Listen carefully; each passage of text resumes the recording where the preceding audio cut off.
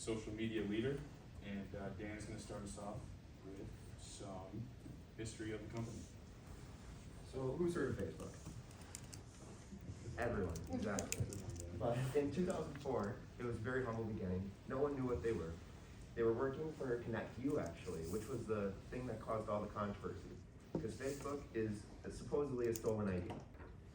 So it originally started as an idea to connect everyone in Harvard with one another and look up peers, classes, people who are in your classes, friends of friends. So basically what Facebook is now.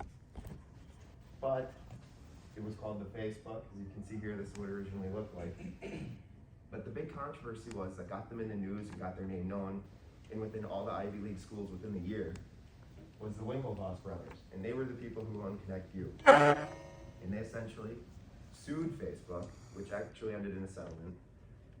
And yeah, that's it. So now everyone knows what social media is, and Facebook was the pretty much founder of it. And there are 2.9 billion active users now, which is a lot of the population of the world.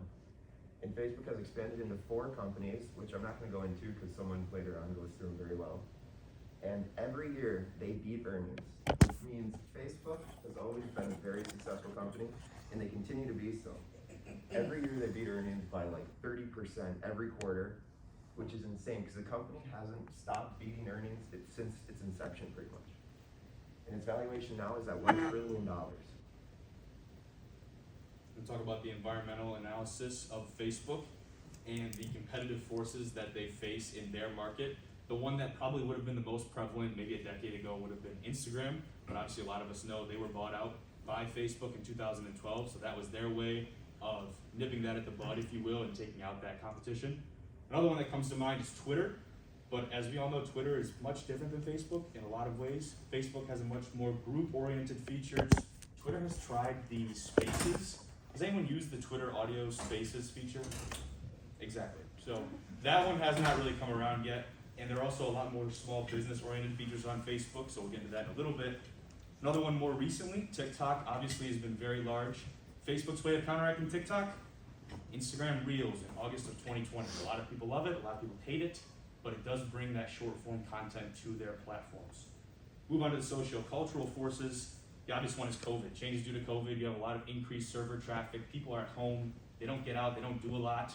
Also, businesses don't spend as much because they're closing down. They don't advertise as much on Facebook. They're losing out on revenue. So as we continue out of COVID, we'll see a lot of those things change back to normal. Technological wise, we have hackers that have been a thorn in the side would be an understatement of Facebook. You can see right there, over 1.5 billion Facebook users' personal data found for sale on hacker forums. So supposedly they've solved these issues, but that's something that in the brand image and in the eyes of their users that they need to increase dependability on, because if you can't trust the platform that you're posting all of your information on, you're not going to use it in the future. So getting those customer facts is going to be very important. Finally, economic forces, talked about small business a little bit, but now with small businesses opening back up again, that means not only more spending for the small businesses, they're also going to be using those built-in tools that I mentioned, the file organization, the interactiveness between company officials and other things. And like I said earlier, more advertising. That's where Facebook gets the large majority of their profit. So as these businesses open up again and they're spending and they're advertising on the platform, that is going to be huge for Facebook in the future.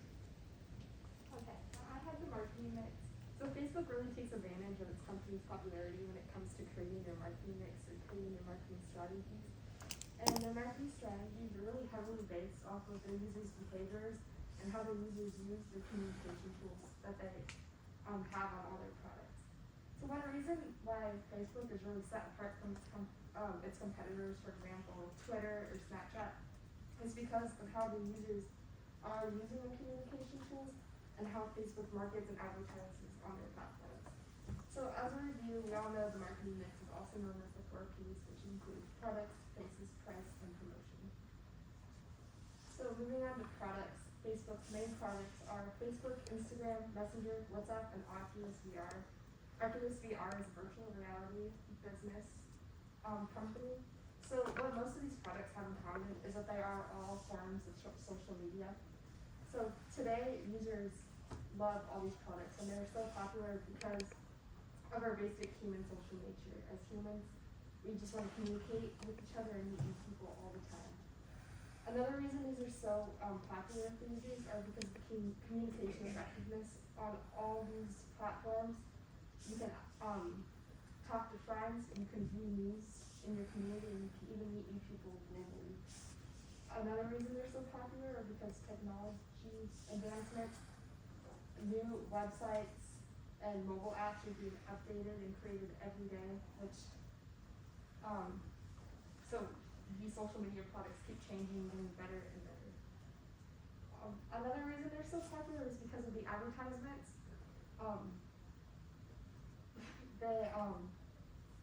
Facebook is able Facebook is able to market and advertise different companies and organizations on all these products. Alright, so now moving on to places. All these products can be found on websites, mobile apps, and retail stores such as Facebook Marketplace. So these can all be found pretty much anywhere on the internet. The internet is just such a great place to advertise all these products because of, again, digital technologies and global access, with websites being updated and created daily. And now with the internet, you can contact or connect with anyone globally because almost everyone in the world has access or the ability to log on to the internet. Alright, finally, promotion. So Facebook uses the promotion to market and advertise other companies and businesses. So they use two forms of the marketing strategy, which is viral marketing and direct marketing. Viral marketing is pretty much information being spread by word of mouth. So when an advertisement is posted on any of the platforms, it is recorded how many clicks the advertisement gets, how many people interact with the advertisement, and how many times the advertisement is shared. So it's very rare to see companies using viral marketing these days, but it's possible for Facebook because they are such a popular company around the world. The other form of the marketing strategy is direct marketing.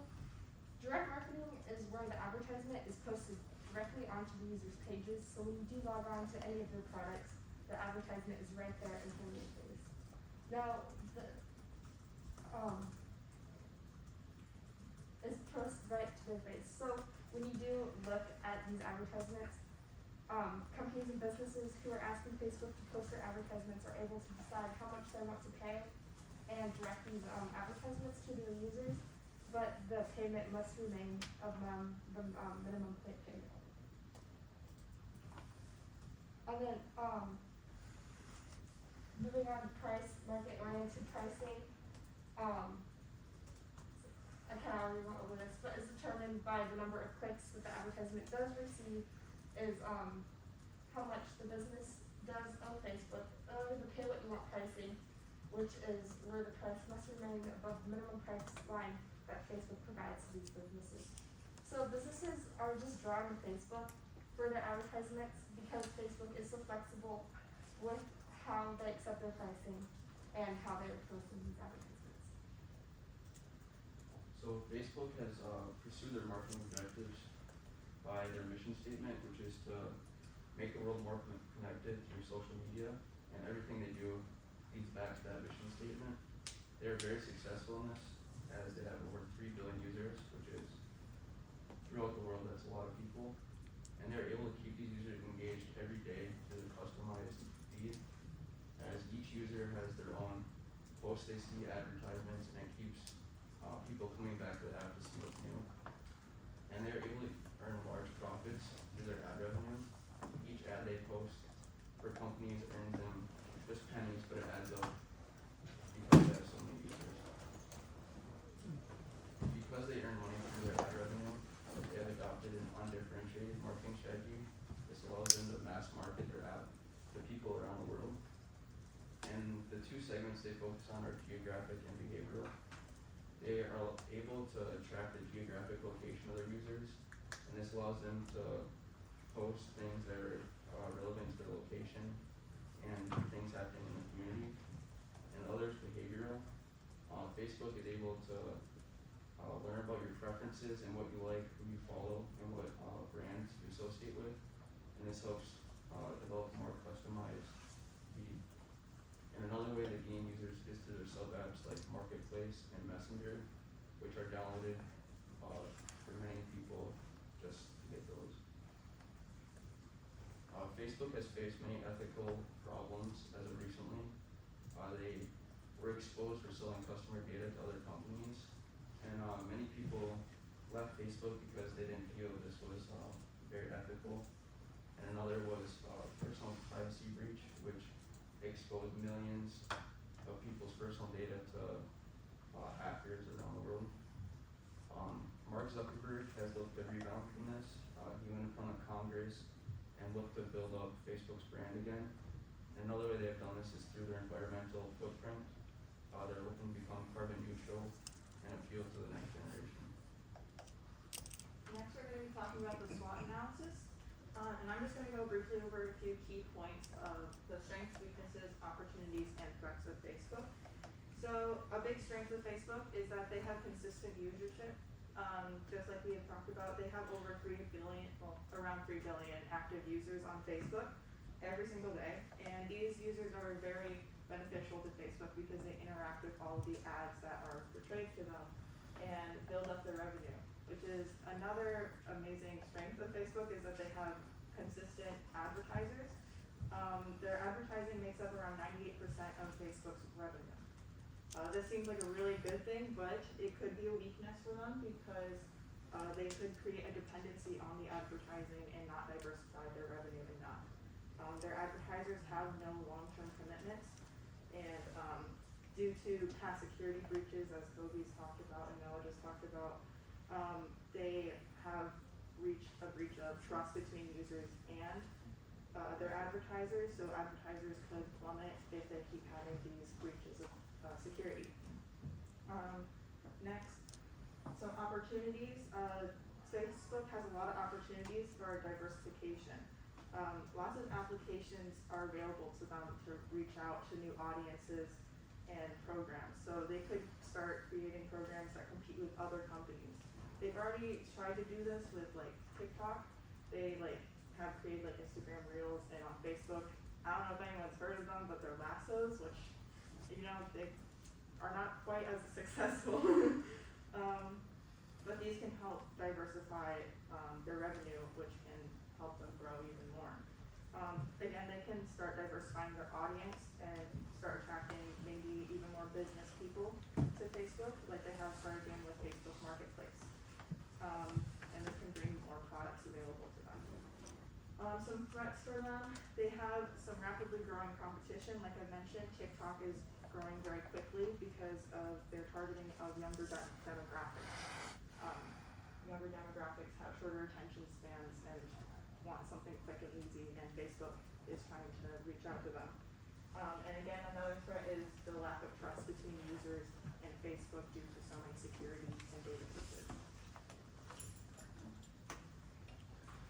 Okay, so for the case study, I decided to look at Twitter and Facebook.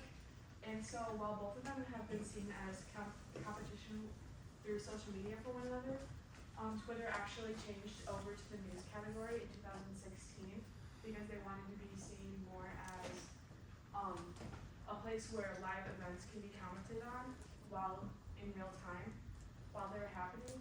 And on both platforms, users can post like word posts, videos, and pictures. However, Facebook has the advantage for small businesses through being able to have business pages where users can and potential customers can see pictures of the businesses and their hours and contact information right from the Facebook page. Also, they have kind of similar marketing strategies through advertising. So both platforms, the majority of their revenue comes from the sale of advertisements and data licensing, which gives users unique experiences through suggested groups, suggested posts, and suggested accounts to follow.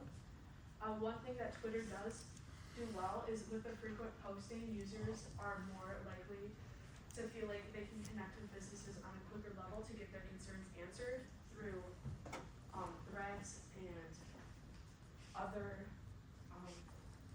have you guys seen like Wendy's? Like Wendy's has like those like clapbacks on Twitter. I don't know if you guys have done those, but they're kind of funny sometimes.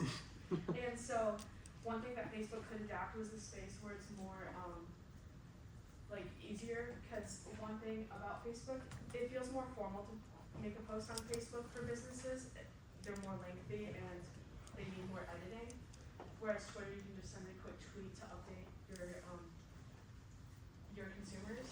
And one thing that think Facebook should avoid is character limits. With Twitter, they have before 2017, it was a 140 character limit, and then after they upped it to 280. And this originally was to mimic the text character limit that was on the original cell phones. So they wanted it to feel kind of nostalgic towards the cell phones before. But on Facebook, if you can only have 280 characters, then you can't really give out as much information to your consumers than as if you didn't have a limit.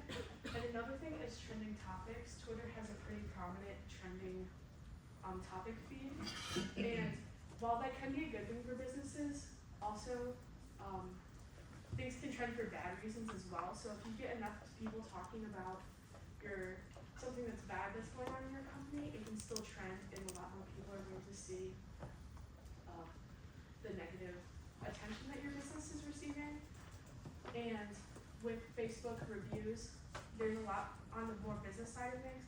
It's easier to control what your consumers see from your page with turning on and off reviews.